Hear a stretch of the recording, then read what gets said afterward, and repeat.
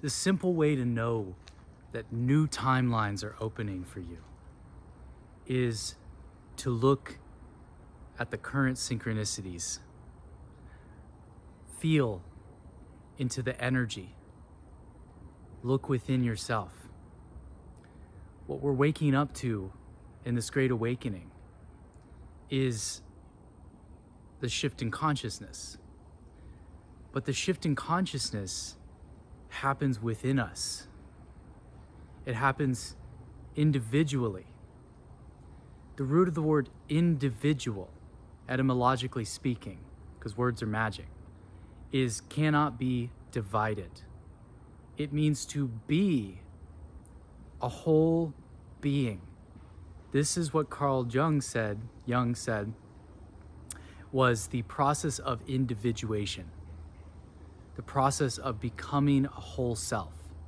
So if you've been practicing shadow work, if you've been paying attention to your patterns, to the vibrations, if you've been working on your mindset, if you've been on a healing journey, on a journey of awakening to your true self, your most authentic self, of opening your heart, this is how you know that new timelines are opening for you, is your highest excitement. It's the sense of following your bliss.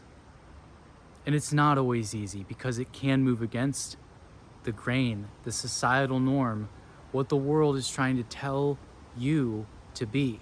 This is about overcoming our conditioning. This is about overcoming our programming. This is why the Matrix is such a perfect example. Because in this hologram, there are metaphysical codes that run the simulation.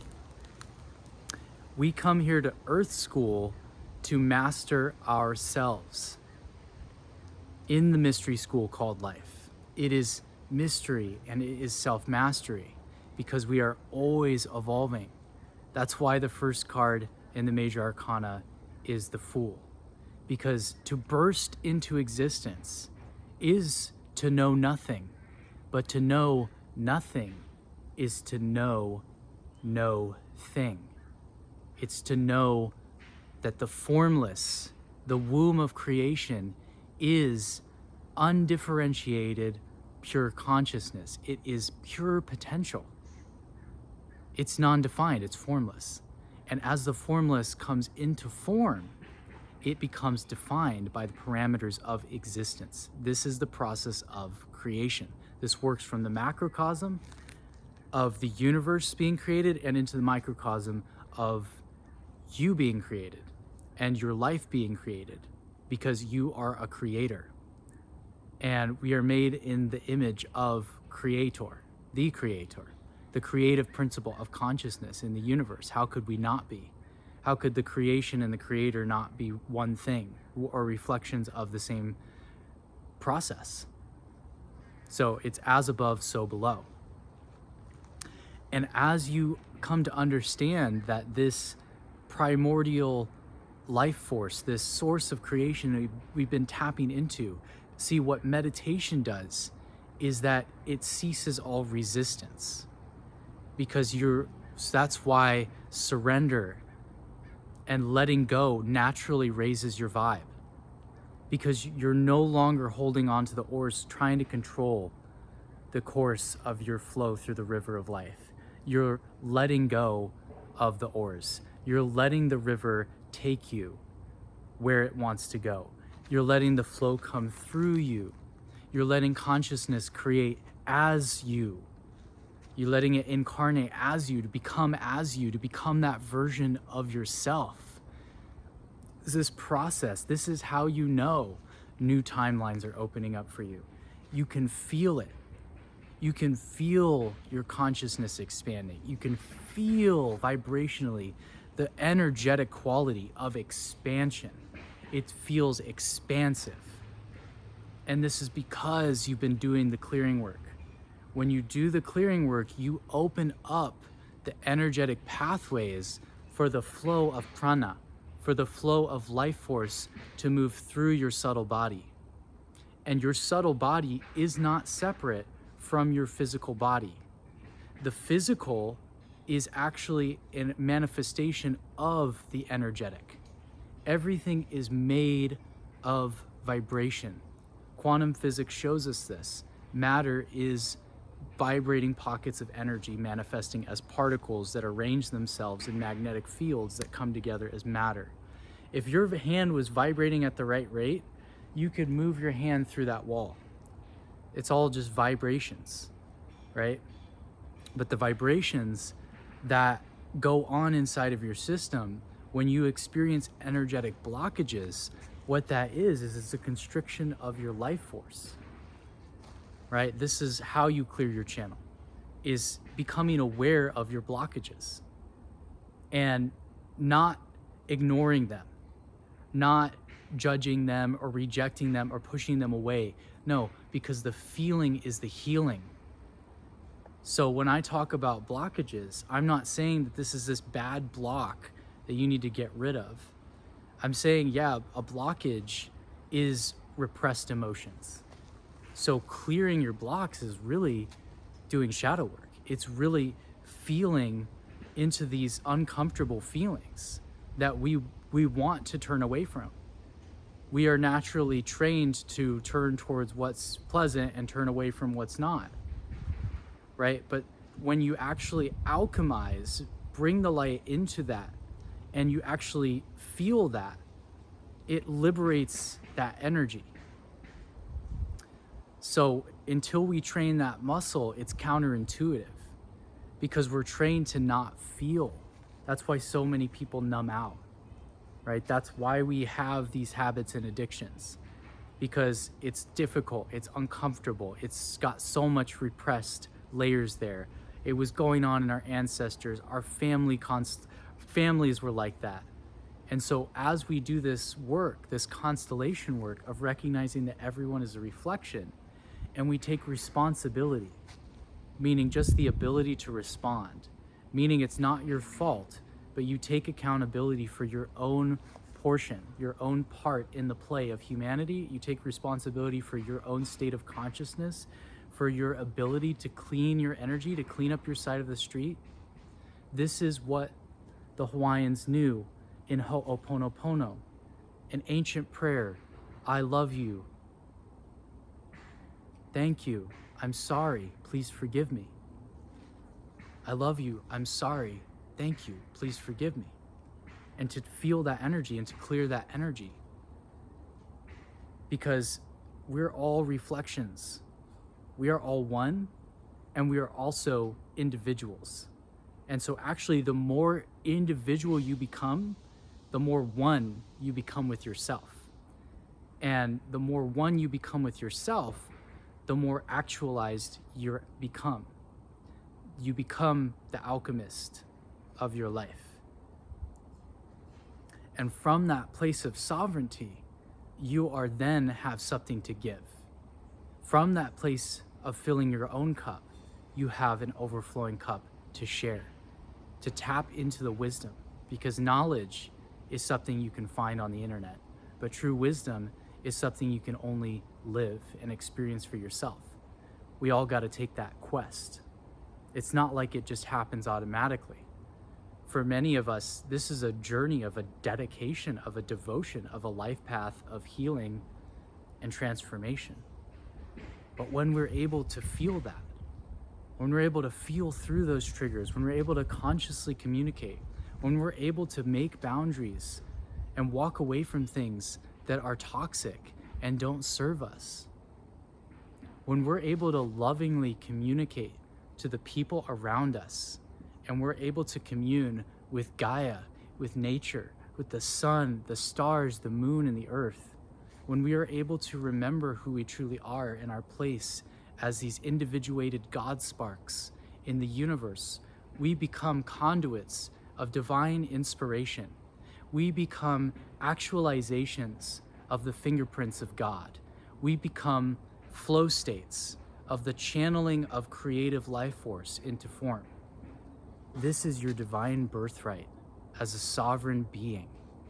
is to create the life that you truly desire. And etymologically speaking, the word desire means of the Father. The Father is your light of consciousness. The Father is the divine imagination light principle that plants the seeds of consciousness within the womb of creation, where the conscious and the unconscious meet. And so when you plant that clear intention in the fertile soil, you do the clearing work and you are able to create a new reality because the soil is fertile for that. But if you try to bypass, then you've got all this resistance and it's old momentum from the old world.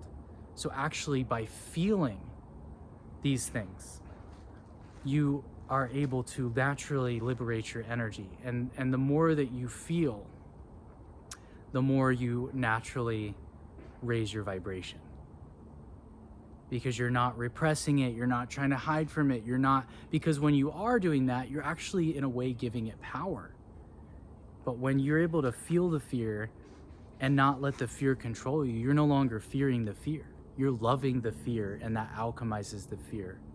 And that unlocks your intuition. When you, instead of ignoring your intuition or judging yourself when you don't follow it, if you're able to hone more and more into and trust yourself, to trust your own intuition, and to feel the times in which you couldn't hear your intuition clarity, you couldn't feel or trust yourself, and to forgive yourself for that. Because when you do, you're able to start to trust yourself again and regaining that confidence. This is how you know that new timelines are opening for you. New creative downloads have been coming through for you as you've been going through this clearing process. You've been feeling this expansive energy.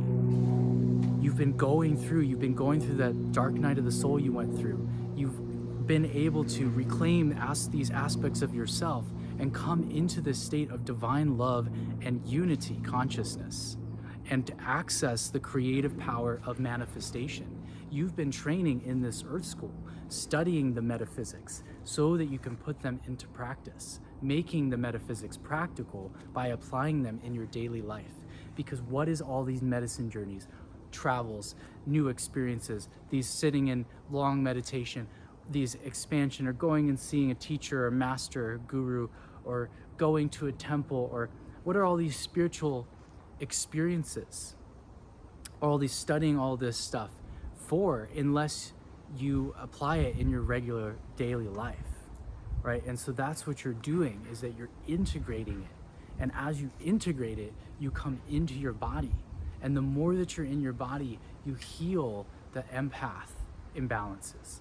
The more that you're in your body, you're able to integrate this awakening. You're to integrate your ascension. You're able to be in balance, like qigong practices, yoga practices, breath work, meditation, ecstatic dance, whatever it is that calls you to help you get into your body, to help you get into your flow state, to express yourself, whatever calls you to creatively express yourself. Maybe it's making a YouTube channel, maybe it's writing a song, maybe it's playing a poem at an open mic, maybe it's calling your friend, maybe it's writing a book, maybe it's helping with the AI breakthroughs, maybe it's writing a blog, maybe it's making a presentation or a new business, or maybe it's being an investor. Whatever it is, to be able to tap into the vision for your life, to be able to tapping into that higher state of consciousness, into your third eye,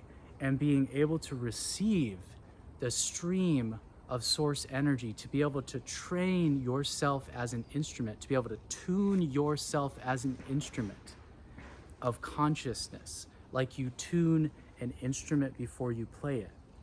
You are the instrument of consciousness. You are a spiritual being having a human experience. And the more that you embrace and fall in love with the beloved of the universe, of life itself, of Gaia, of this blessed body temple that you've been given, of your love in your life, however that manifests,